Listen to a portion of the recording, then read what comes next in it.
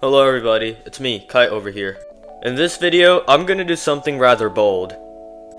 I'm starting my first one-shot and I want to share this process with you. Whether you're new to comics or an experienced creator, I hope this video offers some insight. My goal with this one-shot is to get somewhere started, and also to get good at making comics for the future, so I'm not an absolute noob forever. So, let me show you how I started and where I'm heading. Let's dive in. So, I decided to make my title for this one-shot as Peaks of Crouthi, which I got my ideas from a Latin class project. I was pretty dogshit with my grammar and Latin rules, but I really loved that class. So, I created a plot about a Greek demigod named Crouthi. He was tasked with hunting some monsters who were basically terrorizing the knights. What begins as a simple monster hunt quickly unravels into something far sinister and dangerous. The mystery deepens as Crouthi uncovers shocking truths about creatures and forces and behind their attacks. From there, I layered in some details to build suspense and decide how to visually bring the action and drama to life. When starting with plot structure, make sure to keep it simple. Use bullet points to outline the basics so everything is really easy and clear to follow. From there, expand with a synopsis or a dialogue script to make sure to plan out speech bubbles and descriptions, making panel creation much more smoother.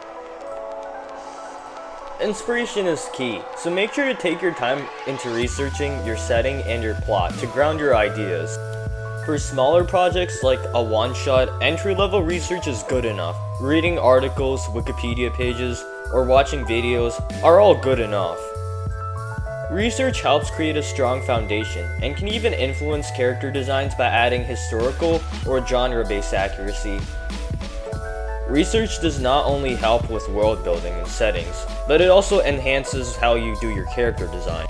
For Crouthi, I've been studying Greek statues, mosaics, and clothing to reflect the standards of beauty and attire for the time. A solid plan includes making an outline, writing a script, and researching historical or fictional elements, along with finding inspirations from other stories. To make your story stand out, focus on keeping the plot unique and concise while emphasizing major events and narrative shifts. A good tip is to summarize your plot in a single paragraph. It makes sharing and pitching your story much easier.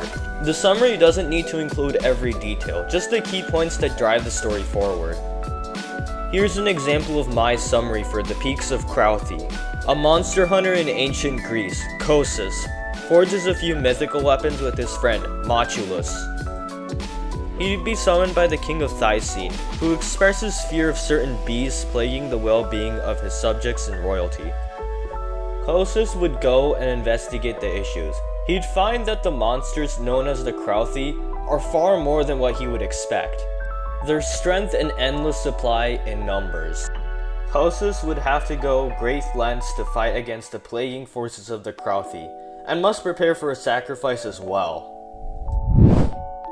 This should help you get certain feelings as to what would be happening in the narrative, and also what to expect from the genre as well.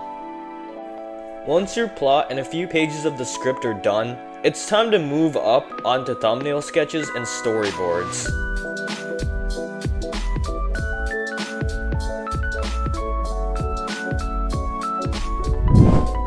Use these tools to map out panel flow, dialogues, and overall pacing for each page. For simpler panels, small thumbnail sketches work well, while more complex scenes like detailed landscapes may need larger drawings to capture values and details. This approach helps you visualize scenes in a more rendered way without overcomplicating your layout. So, keep your panel designs clean and intentional to avoid messing up your planning process. Storyboarded panels offer a glimpse of what to include but aren't final decisions. Creating thumbnail sketches early ensures you have a reference even after delays. Thumbnails act as a foundation for planning pages and panels later. They help maintain consistency and direction in your work. I'm focusing on producing as many thumbnail sketches as I can right now. This process simplifies decisions when transitioning into finalized pages. The next step will be deciding when to start drawing the actual comic panels. After finishing the plot and some thumbnail sketches, I started working on character design pages and concepts. I varied the quality of my concept art with the main characters, which were very detailed and inked, whereas the minor characters only got pencil sketches. Concept art is flexible, so use whatever materials you prefer, like pencil sketches, microns, or even dip pens with India ink. For concept art, focus on drawing the full face and body, including the front and back views. Include clothing and any special outfits your characters might want to wear. For example, I've drawn Kostas in a Greek robe and also hoplite inspired armor. Concept art helps solidify your designs and keeps them accessible on a paper or a digital canvas rather than just in your head. Concept art helps solidify your designs and keeps them accessible on paper or a digital canvas rather than just in your head. Since this is my first one-shot, I'm keeping concept art light to avoid dying from too many monster energy drinks, because they can only carry my sleepy dumbass so far.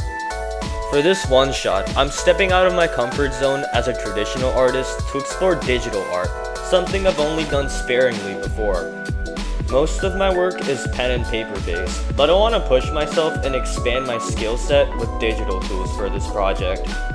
I've chosen Crouthi. It's a free and professional software because of its impressive functionality and its professional interface. While Crouthi takes longer to learn compared to simpler tools like Medibang, I believe that the learning curve is worth it because it has really advanced features to it. My biggest challenge right now is efficiently using digital tools to make more polished work, which is slowing me down a bit. I'll be honest, I've been slacking off lately and I really need to work a lot faster, but this one shot is motivating me to stay more consistent.